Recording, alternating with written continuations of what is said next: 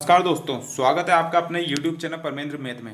दोस्तों, आज हम जीव विज्ञान सब्जेक्ट का एक टॉपिक है कोशिका तथा आनुवांशिकता, इसको कंप्लीट करेंगे। दोस्तों, इस वीडियो को देखने के बाद आप इस टॉपिक से कोई भी क्वेश्चन नहीं रहेगा, कोई क्वेश्चन आपका नहीं बचेगा जो आपके एग्जाम में आने की संभावना हो। सारे के सारे क्वेश्चन हम यहाँ पर कंप्लीट करवा देंगे। और दोस्तों, ये जो क्वेश्चन हैं ये आपके सारे के सारे इंपॉर्टेंट क्वेश्चन करवाए जाएंगे विद एक्स्ट्रा एक्सप्लेनेशन। जो आपके सारे एग्जाम्स जो हैं बैंक, रेलवे, एसएससी, पीटीटी सबके लिए इंपॉर्टेंट है दोस्तों। कोई भी आप स्टेट एग्जाम दे रहे हो डेफिनेटली उसके लिए भी कंप्लीट आपका यहाँ पर साइंस कोर्स करवाया जाएगा दोस्तों। और वो भी टॉपिक वाइज आपका पूरा कोर्स कंप्लीट होएगा साइंस का, जिसमें आपका फिजिक्स, आपका केमिस्ट्री और साथ में आपका जो बायोलॉजी है वो हम पूरा करवाएंगे। जीके जीएस भी हम साथ में पूरा करवाएंगे। तो अगर आप हमसे जुड़े रहना चाहते हैं, आप एजुकेशनल वीडियोस लेना चाहते हैं अच्छी, तो डेफिनेटली हमारे चैनल जो परमेंद्र मैथ है उसको दोस्तों सब्सक्राइब कर दीजिए। अगर आप हमारे चैनल पर नए हैं तो चैनल को सब्सक्राइब जरूर कीजिएगा। चलिए चलते हैं दोस्तों क्वेश्चंस की तरफ। पहला क्वेश्चन है, सेलुलर और मॉलिक्यूलर जो जीव विज्ञान केंद्र है वो कहाँ पर है? राइट आंसर है दोस्तों डी, हैदराबाद। सेलुलर और मॉलिक्यूलर जीव विज्ञान केंद्र हैदराबाद में है। चलिए दोस्तों next question, centre of DNA fingerprinting and diagnostic कहाँ पर है? तो दोस्तों ये है राइट आंसर ए, हैदराबाद। तो center of DNA fingerprinting and diagnostic center भी हैदराबाद में है। चलिए दोस्तों नेक्स्ट क्वेश्चन पर चलते हैं, जंतु कोशिका तथा पादप, सॉरी दोस्तों यहाँ पर थोड़ा सा करेक्शन है, जंतु कोशिका पादप कोशिका से भिन्न होती है। भिन्न क्यों भिन्न होती है? क्योंकि उसमें हरित कोशिका भित्ति नहीं होती। राइट, जंतु कोशिका में कोशिका भित्ति नहीं होती है। जंतु कोशिका में हरित लवक भी नहीं होते हैं। साथ में जो तारक केंद्र है वो होते हैं। जंतु कोशिका में एक या दो तारक केंद्र होता है। साथ में जो आपका रक्त है, खून, उसमें हीमोग्लोबिन पाया जाता है जंतु कोशिका में। तो ये भी दोस्तों सही है। यहाँ पर चारों ऑप्शन सही है, इसलिए आंसर आपका होगा ई, उपयुक्त सभी। जबकि इसका अपोजिट जो है वो आपका पादप कोशिका में होता है। चलिए दोस्तों चौथा क्वेश्चन, निम्नलिखित में से किसने यह मूल अवधारणा प्रस्तुत की थी कि सभी जीव जो हैं वो कोशिका के बने होते हैं? चार वैज्ञानिकों के यहाँ पर आपको नाम दिए गए हैं, Louis Pasteur, MJ स्लाइडन, Robert Hooke और टी श्वान। इनमें से कौन था जिन्होंने बताया था कि जो सभी जीव होते हैं कोशिकाओं के बने होते हैं? तो दोस्तों इसको हम बोलते हैं कोशिका सिद्धांत, कि सभी जीव कोशिका के बने होते हैं। कोशिका सिद्धांत था जो दिया था एमजे स्लाइडन और टी श्वान ने। यानी कि जो आंसर है आपका वो 2 व 4 है, ये आपका राइट आंसर है। तो लुई पास्चर है, इसने पाश्चुरीकरण की खोज की थी। रॉबर्ट हुक ने कोशिका की खोज करी थी 1665 में। 1665 में रॉबर्ट हुक ने कोशिका की खोज करी थी। ओके दोस्तों, नेक्स्ट क्वेश्चन पर चलते हैं, निम्नलिखित में से कौन सा शरीर के ऊतकों की वृद्धि, विकास एवं सुधार के लिए महत्वपूर्ण है? राइट आंसर है दोस्तों ए, प्रोटीन। प्रोटीन जो है हमारे शरीर के वृद्धि विकास के लिए आवश्यक तत्व है। और ये जो प्रोटीन है, आप इसको ऐसे समझिए, आप कोई जिम है, जो जिम जो जाता है उसको प्रोटीन की अधिक आवश्यकता होती है, ऐसा बोला जाता है। क्यों? क्योंकि जिम में जाता है, अपनी जो मसल्स है उसको ब्रेक करता है, ब्रेक करने के बाद उसको वापस जोड़ने के लिए प्रोटीन की आवश्यकता है। जो प्रोटीन जो होता है मसल्स को वापस रिकवर करता है। ठीक है दोस्तों, तो आपको समझ में आ गया होगा। छठा क्वेश्चन दोस्तों, प्रोटीन के निर्माण में जो आधारभूत इकाई है वो क्या होती है? यानी प्रोटीन कहीं से बना होता है? तो दोस्तों राइट आंसर है ए, अमीनो अम्ल। प्रोटीन अमीनो अम्ल से बना होता है। आपके साथ ये क्वेश्चन पूछा जाए कि अमीनो अम्ल किससे प्राप्त होते हैं, तो प्रोटीन से प्राप्त होते हैं। आप इसको उल्टा भी समझ सकते हैं। ठीक है दोस्तों, नेक्स्ट क्वेश्चन, प्रोटीन बनाने के लिए कितने अमीनो अम्ल की आवश्यकता होती है? तो प्रोटीन बनाने के लिए जो अम्ल आवश्यक होते हैं, तो इसका राइट आंसर है सी, 20 अमीनो अम्ल की आवश्यकता होती है। इसमें 10 जो होते हैं वो तो हमारे लीवर के द्वारा संश्लेषण होते हैं, और जो दूसरे 10 होते हैं वो भोजन के द्वारा प्राप्त किए जाते हैं। ठीक है दोस्तों, अमीनो अम्ल मिलते हैं, कहीं से मिलते हैं? राइट आंसर है डी, प्रोटीन में। मैंने आपको बता दिया। अनुवांशिक उत्परिवर्तन इनमें होता है, तो अनुवांशिक उत्परिवर्तन किस में होता है? आपका राइट आंसर है सी, क्रोमोसोम। जो अनुवांशिक उत्परिवर्तन है वो क्रोमोसोम में होता है। और लक्षणों का एक पीढ़ी से दूसरी पीढ़ी में जाना, ये जो होती है प्रक्रिया, इसको हम अनुवांशिकता बोलते हैं, यानी कि हेरेडिटी। एक लक्षणों का एक पीढ़ी से दूसरी पीढ़ी में जाना हेरेडिटी, अनुवांशिकता कहलाता है। तो ये आपको याद रखना है। नेक्स्ट क्वेश्चन, जीन परिवर्तन किस में होता है? तो दोस्तों इसका राइट आंसर है ए, डीएनए। जीन परिवर्तन डीएनए में होता है।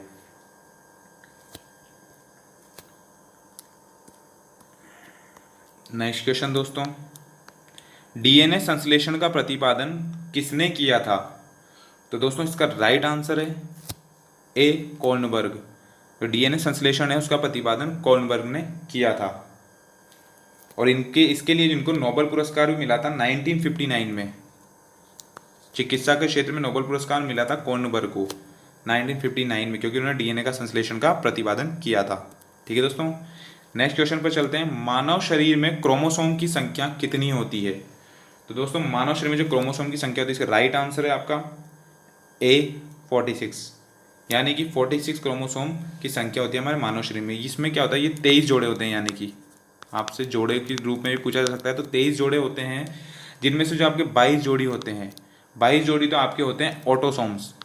ये होते हैं आपके ऑटोसोम्स होते हैं। और जो आपके 23वां होता है वो होता है 23वां आपका लिंग गुणसूत्र, यानी जो आपके लिंग का निर्धारण करता है कि लड़का होगा या लड़की। यानी कि वो XX और XY के रूप में होता है, जो 23वां होता है। और यही निर्धारण करता है लड़के लड़की का। और साथ में दोस्तों क्रोमोसोम जो होती है, ये होती है आनुवंशिकी की जो इकाई होती है, वो उसको बोला जाता है क्रोमोसोम को। तो ये आपको याद रखना है। किसके द्वारा, नेक्स्ट क्वेश्चन, किसके द्वारा आनुवंशिकता के विज्ञान को आनुवंशिकी कहा गया? किसने आनुवंशिकता के विज्ञान को आनुवंशिकी कहा? इसका राइट आंसर है दोस्तों आपका D.W. बैटसन। W. बैटसन ने आनुवंशिकी कहा गया सबसे पहले।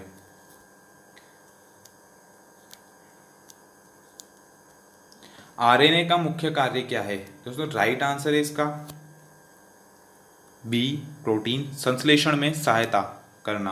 प्रोटीन संश्लेषण में सहायता करना ये आरएनए का मुख्य कार्य है। ठीक है दोस्तों, नेक्स्ट क्वेश्चन पर चलते हैं। हाँ दोस्तों एक बात और, ये जो है आपको यूं भी पूछा जा सकता है इस क्वेश्चन को कि कोशिका के अंदर जो सूचना का प्रवाह होता है वो कौन करता है? जो सूचना का प्रवाह जो करता है वो भी आपका आरएनए करता है। यानी प्रोटीन संश्लेषण का कार्य तो आरएनए करता है, साथ में ये सूचनाओं का प्रवाह भी करता है। इसीलिए जो होता है आरएनए को वो संदेश वाहक कहा जाता है। ठीक है दोस्तों, ये आपको याद रखना है।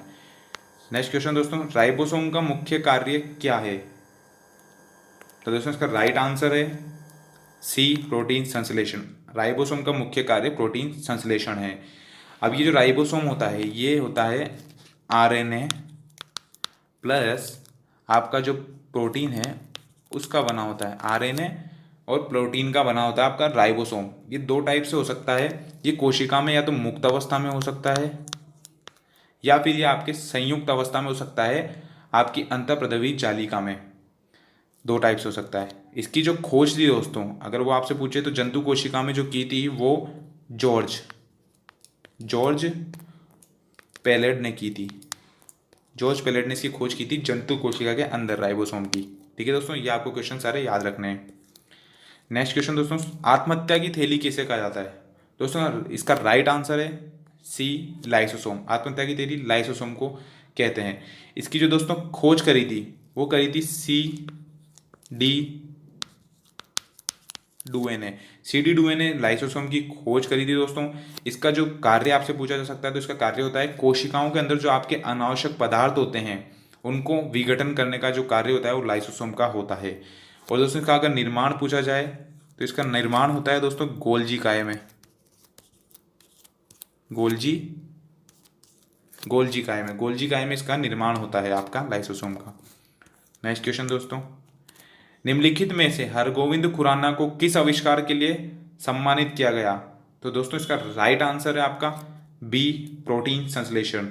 जो हरगोविंद खुराना थे उन्होंने आविष्कार के लिए, किस आविष्कार के लिए सम्मानित किया? तो दोस्तों प्रोटीन संश्लेषण। साथ में हरगोविंद खुराना ने जो आपका नोबेल पुरस्कार मिला था हरगोविंद खुराना को, वो जेनेटिक खोज की वजह से भी मिला था। जेनेटिक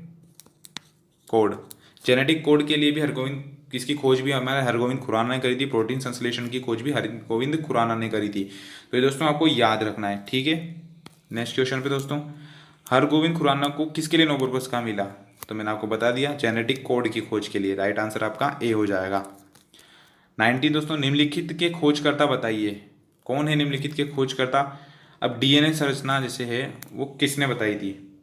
तो दोस्तों डीएनए जो संरचना थी वो बताई थी, डबल हेलिकल मॉडल भी जिसको हम बोलते हैं, 1953 में बताई थी। किसने बताई थी? वॉटसन और क्रिक ने। ये जो डीएनए संरचना है ये वॉटसन और क्रिक ने बताई थी। ठीक है दोस्तों, ये आपको याद रखना है। कब? 1953 में। इसको डबल हेलिकल संरचना भी बोलते हैं, डबल हेलिकल मॉडल भी हम बोलते हैं। जो ए बी और रक्त समूह की खोज है वो दोस्तों करी थी लैंड स्टीनर ने। लैंड स्टीनर ने एबी और रक्त समूह की खोज लैंड स्टीनर ने करी थी। अब दोस्तों इसके बाद हम बात करें जंपिंग जीन, तो जंपिंग जीन की जो खोज करी थी वो करी थी बारबरा मैकलिनटॉक ने, बारबरा मैकलिनटॉक ने। और जो रेगुलेटरी जीन है उसकी खोज करी थी जैकब और मोनोड ने इसकी खोज करी थी रेगुलेटरी जीन की। ठीक है दोस्तों। नेक्स्ट क्वेश्चन दोस्तों, डीएनए का मूल मात्रक क्या है? इसका राइट आंसर है दोस्तों सी, न्यूक्लियोटाइड्स। डीएनए का जो मूल मात्रक है वो न्यूक्लियोटाइड्स होता है। अब ये क्या होता है, डीएनए की जो चक्करदार संरचना होती है उसमें 10 न्यूक्लियोटाइड होते हैं। यानी डीएनए की एक जो चक्करदार संरचना होती है उसमें 10 न्यूक्लियोटाइड्स आपके होते हैं। अब ये जो न्यूक्लियोटाइड होते हैं ये नाइट्रोजनी क्षार, पेंटोस शुगर और फास्फोरस अम्ल के बने होते हैं, फास्फोरिक अम्ल के बने होते हैं। ठीक है दोस्तों, ये आपको याद रखना है। चलिए नेक्स्ट 21, एकल स्टैंडर्ड वाले डीएनए अणु कहाँ पाए जाते हैं? तो ये पाए जाते हैं दोस्तों, इसका राइट आंसर है 5x10 बैक्टीरियोफेज में, यहाँ पर ये पाए जाते हैं। साथ में इसके दोस्तों ये पाए जाते हैं S13E कॉलीफेज में, ये विषाणु में होते हैं। ठीक है दोस्तों, ये आपको याद रखना है।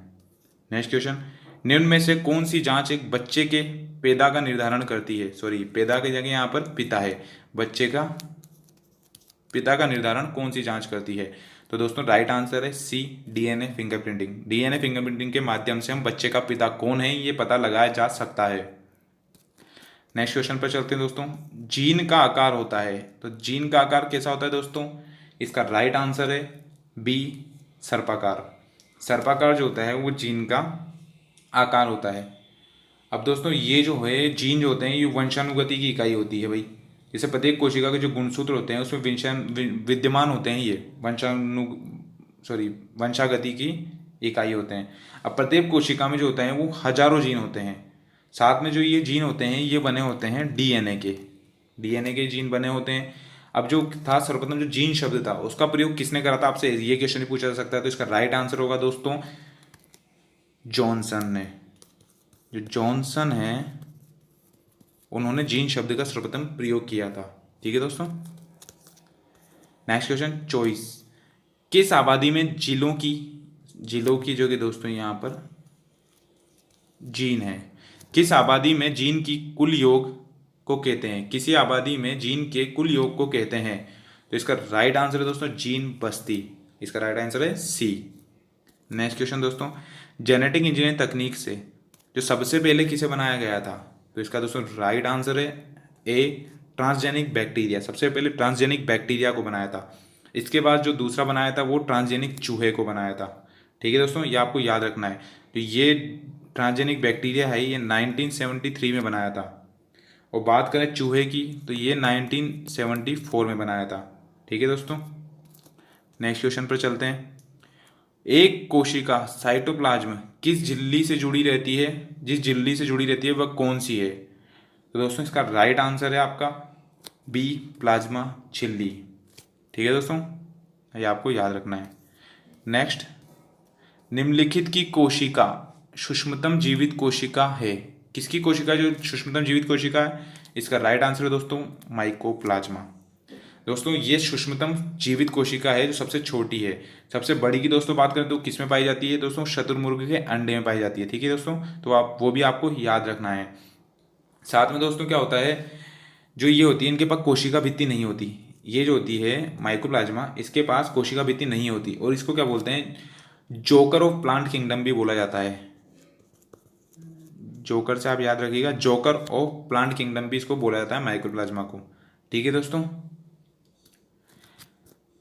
नेक्स्ट पर चलते हैं दोस्तों, कोशिका के चारों अवयवों में उस कोशिका को पहचानिए जो पौधे की कोशिकाओं में पाया जाता है तो उसे, किंतु जानवरों में नहीं। तो क्या होता है जो पौधे की कोशिका में पाया जाता है लेकिन जानवरों में नहीं, तो दोस्तों वो है लवक। राइट आंसर हो जाएगा आपका डी।